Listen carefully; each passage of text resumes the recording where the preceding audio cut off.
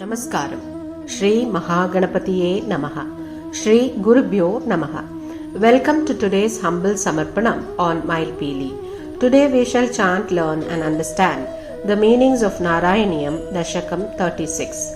Let us first chant the sloka and then understand the meaning. Dasakam 36 talks about the incarnation of Parashurama. Lord Vishnu took the incarnation of Lord Parashurama to get rid of the evil and bad kings of the world. He was born as the son to sage Jamadagni to take revenge on the Kshatriyas who troubled his parents. He massacred them for 21 generations. Dasakam 36, Sloka 1. Atre putrataya puratvam anasuyayam hi dattabhido जातशिष्य निबन्धतन्द्रितमनः स्वस्तश्चरन् कान्तया दुष्टो भक्ततमेन हेहयमहिः पालेन तस्मै वरान् अष्टैश्वर्यमुखान् प्रदाय ददित स्वेनैव जान्ते वदम्. Here Bhattadri says, in olden times you took birth in Anasuya as the son of sage Atri with the name of Dattatreya. Mentally tired by the pesterings of your various disciples, you wandered about with your wife immersed in blissful peace. O Lord, your ardent devotee, the Lord of Hehayas, Kartyavirya Arjuna, saw you and pleased with his devotion, you granted him the boon of the eightfold form of wealth, the Ashta Aishwarya, and more, and also the boon of meeting his death at your own hands in the end. Dasakam 36, Sloka 2.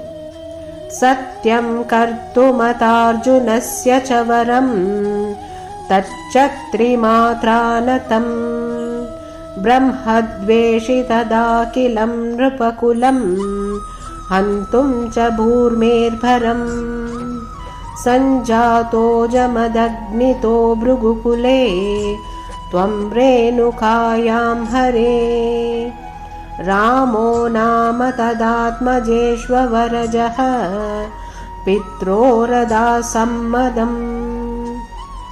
In this sloka, we understand that, O Lord, to fulfill the boon given to Kartyavirya Arjuna, you were born to Jamadagni and Renuka Devi in the line of the Bhrigus by the name Rama.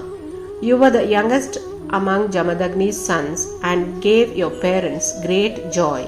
Your purpose to be born as Rama was also to kill the whole clan of kings who were very impious and were a burden on the earth and were partly held in check only by Kartyavirya Arjuna's valor.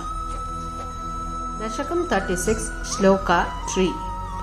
Labdhamnaya ganaschaturdaşavaya gandharvaraje manag asaktam kilamataram pratipituhu krodhakulasyagnaya ताताज्ञातिगसोधरै सममिमां चित्वात शान्तात् पितुः तेषां जीवनयोगमापितवरं माता च ते धाध्वरान्.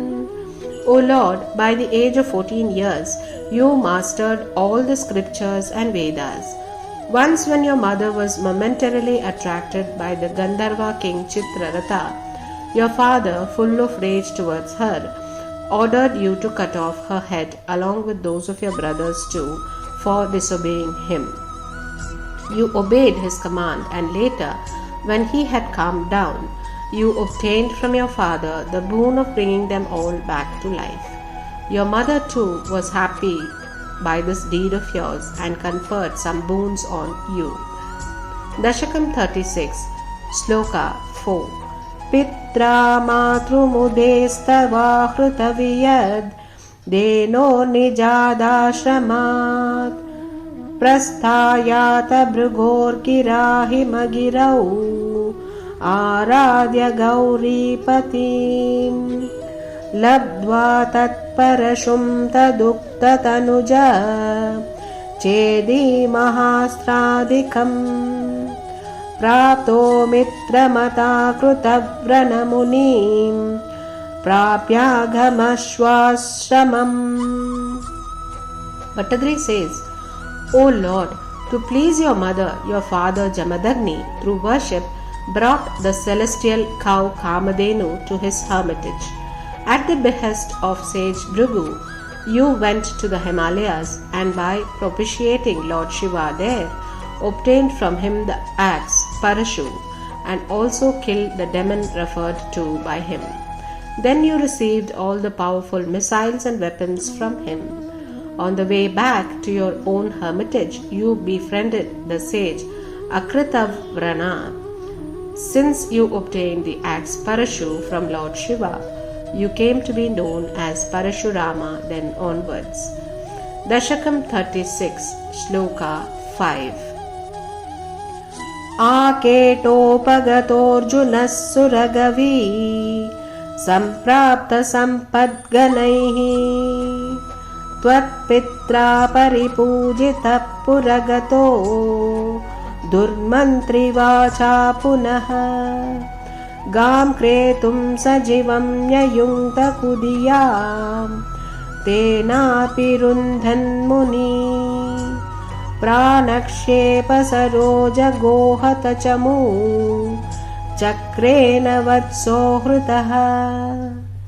O Lord, once when Kartyavirya Arjuna had come hunting to the forest, your father welcomed him as his guest and showered on him the various treasures given by the celestial cow Kamadhenu.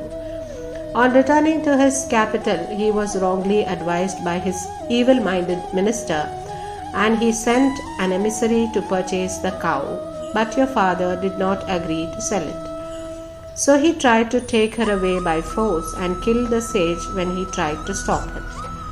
Kamadhenu, overcome by rage, produced hosts of warriors from her body who destroyed the minister's army. But in the confusion, the minister abducted her calf, is what Bhattadri says in this shloka. Dasakam 36, Shloka 6.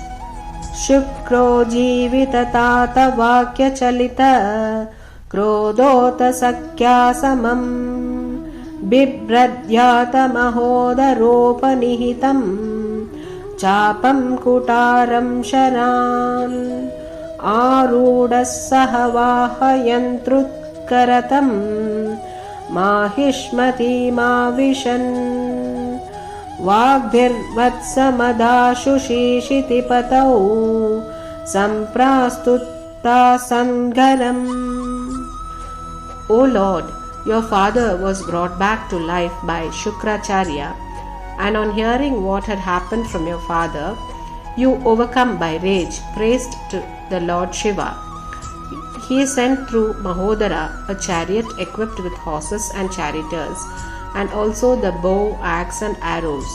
Armed with these weapons, you mounted the chariot along with your friend sage Akritavrana, and arriving at the capital city of Mahishmati, calmly requested the king to return the calf. As he spurned your pleas, you started a war with him, is what Bhattadri says here. Dasakam 36, Shloka 7. पुत्राणामयुतेन सप्तदशभिश्चाक्षौहिणीभिर्महा सेनानीभिरनेकमित्रनिवहैः याजुम्बिता योधनः सद्यस्त्वत्ककुटारबाणविदलान् निःशेषसंयोत्करो भीति प्रद्रुतनष्टशिष्टतनयः त्वामापतद्देहयः. O Hari, the Lord of Hehayas, Kartyavirya Arjuna encountered you on the battlefield with his 10,000 sons, 17 divisions of army, powerful army chiefs and numerous friends, but you destroyed them all in no time with your axe and arrows.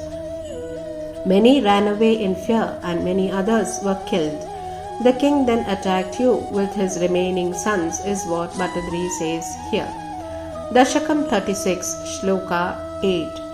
Leela varita narmada jalavalal Lankesha garvapaha Srimad bahu sahasra mukta bahushaha Trastram nirandranamum Chakre tvayata vainavepi vifale Budva harim tvam muda Jayantam chita sarva doshamavadihi Sogat param te padam. O Lord, Kartyavirya Arjuna, who had 1,000 powerful arms, was well known for his mighty feats. Once, while sporting in the waters of the river Narmada, he had stopped the flow of water by using his 1,000 hands to form a dam. He had even curbed the pride of Ravana, who was performing a worship on the banks of the Narmada by immersing him in the waters, making him breathless. Now, with these 1,000 mighty hands, he fired numerous missiles and weapons on you. When all these and even the disc of Vishnu that he sent turned out to be futile against your strength, he realized that you were none other than Hari himself, and he was overjoyed. He meditated on you and was at once liberated from all his sins. You killed him and he attained salvation in your supreme abode Sri Vaikunta, is what Bhattadri says here. Dasakam 36, Shloka 9. Bhuyo marshita he hayatma jaganaihi tate hate renukam Ajnanam hrudayam nirisha bahusho Goram pratignyam vahan Dhyanani taratayudastvamakruta Vipradruhash kshatriyan Dikchakreshu kutarayan vishikayan Nikshatriya medinim.